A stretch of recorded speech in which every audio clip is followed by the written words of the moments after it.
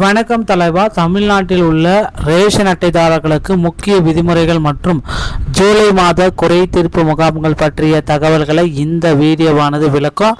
குடும்ப அட்டைகளில் பெயர் சேர்த்தல், நீக்குதல், முகவரி மற்றும் பிழை திருத்தங்களை மேற்கொள்ள விரும்பும் பொதுமக்கள் இந்த சிறப்பு முகாம்களை பயன்படுத்திக் கொள்ளலாம் என்று அறிவுறுத்தப்படுகிறது.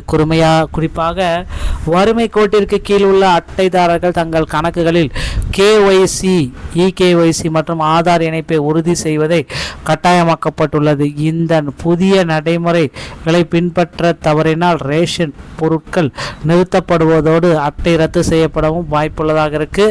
ஸோ மேலும் பார்த்தீங்கன்னா புதிய ஸ்மார்ட் கார்டு விண்ணப்பிப்பவர்களுக்கு வழிமுறைகளும் தாலுகா வாரியாக நடைபெறும் இரு முகாம்களிலும் கால அட்டவணையும் இதில் பெற்றுக்கொள்ளலாம் என உத்தியோகபூர்வ ஆவணங்களோட இந்த வீடியோ பதிவு பண்ணியிருக்கோம். ஸோ நண்பர்களே, ரேஷன் கார்டு பக்கத்தின ஒரு சில முக்கியமான அறிவிப்புகளை தான் இந்த ஒரு வீடியோவின் வாயிலாக நாம் இப்போ உங்களுக்காக சொல்ல போகிறோம். ஜூலை மாத ரேஷன் கார்டு குறைதீர்ப்பு முகாம்கள், முக்கிய விதிகள் மற்றும் முக்கியமாக என்னென்ன வழிகாட்டுதலை நீங்கள் பயன்படுத்தணும் அப்படின்றத குறிப்பாக சொல்கிறாங்க. ஸோ புதிய ரேஷன் கார்டில் விண்ணப்பம், பெயர் சேர்க்க உள்ளிட்டவைகள் அனைத்தும் ஜூலை மாதம் அரசு வாய்ப்பு கொடுக்கும். ஜூலை மாதம் புதிய ரேஷன் கார்டுகளுக்கு விண்ணப்பிக்க தமிழக அரசு வாய்ப்பு கொடுக்கும். இங்கே அந்த விவரங்களையுமே நீங்கள் செக் பண்ணிக்கலாம்.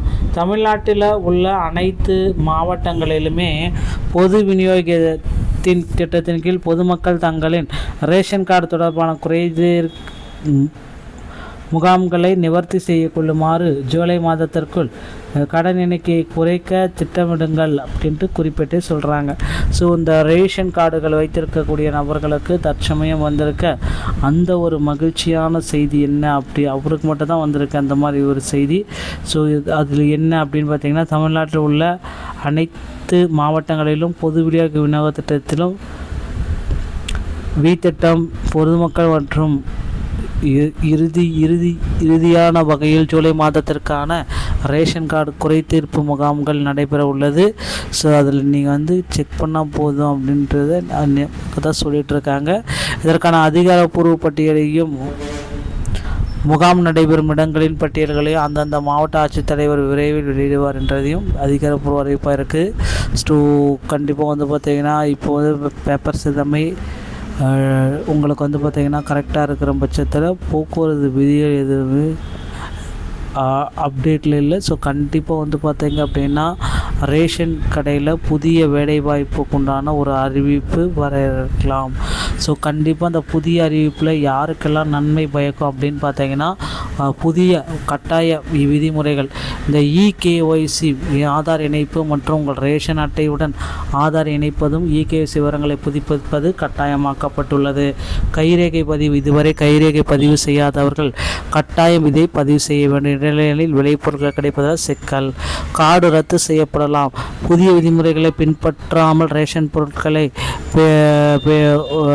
ரத்து செய்யப்படவோ அல்லது நிறுத்தவோ வாய்ப்புள்ளது.